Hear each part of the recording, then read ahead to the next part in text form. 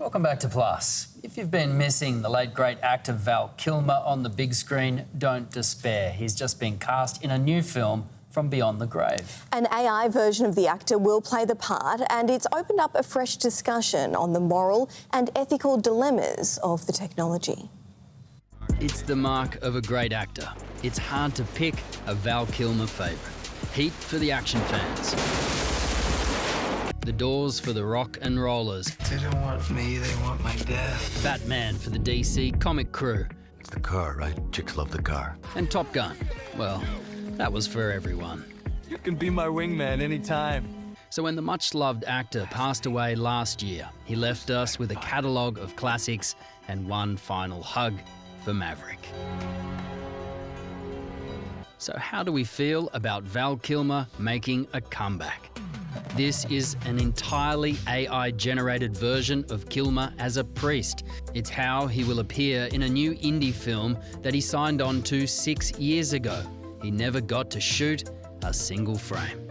But now, with the blessing of Kilmer's family, the movie, titled As Deep as the Grave, is reaching beyond it.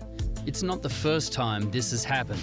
Carrie Fisher reprised her role as Princess Leia long after her death.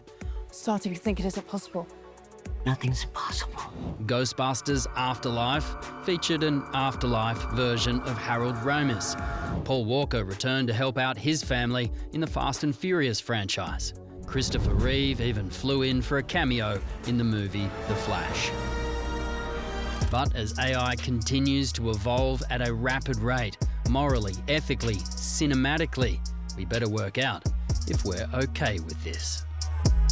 And to help us with that very question, we have Kent Boswell joining us, the founder of Australia's first fully AI film company called AI Candy. Kent, thank you for joining us. Thanks so much. Is there something a bit creepy about this, someone appearing in a film long after they have passed? Look, there's definitely that. We're going through this period of change right now. So, yes, there is, but I think it's important that, we always remind ourselves of ethics. What's ethical? And so for the Val Kilmer situation, I guess, look, he's obviously embraced it through his family. And also, I think we need to remember that while he was doing Maverick, he also authorised the AI cloning of his voice for that film as well. So I think it's going to become normalised quite quickly where, Hollywood stars, it'll be in their contract negotiations, and your digital clone as well. So your company already does a lot of advertisements that are running on TV right now that are entirely AI generated. 100%. So aren't you doing actors out of a job? No, not at all. Look, there's work where for us, there's always going to be space for traditional, but the work that we're doing, every pixel is AI, and we often say, if anyone looks at our work and says, oh, that's a really great AI commercial, we failed. You need to look at our work and go, it's a really great film. Why isn't it a loss of jobs, though, if there's no actors in the advertisement? Well, we're augmenting. We are pioneering this new form of filmmaking. So we are extending what's already possible. You mentioned that both Val Kilmer and his estate gave their permission, their consent for his likeness to be used. What about if an actor doesn't do that? What are the guardrails here? Yeah, absolutely. And I think anyone, I guess, using someone's persona without permission is completely, unethical. So companies traditionally follow the money, especially now when everyone's really trying to save.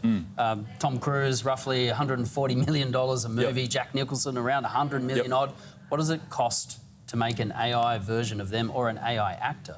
Well, for us, in the space that we play in advertising. So, we have a rule of thumb that we are basically a quarter of the cost to do something that would have cost X traditionally. We can do it quarter of the price, which is amazing, and also in half the time. So it's allowing us to tell bigger, bolder stories in half the time. Well, it is a hot topic. There's a real stigma against AI, people worried about losing their jobs. You could never make an AI newsreader, for example. Never. You guys are safe. Don't worry. Don't worry.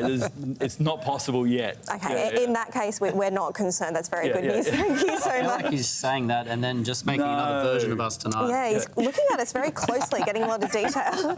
Thank you so much for your time tonight. We appreciate it. Thanks. I hear that, Denim. We are irreplaceable. Meals and AI meals would never be able to kick me under the desk and remind me to pay attention. And AI Denim would know that it's his turn to read the break right now. Right. Coming up on 10 News Plus.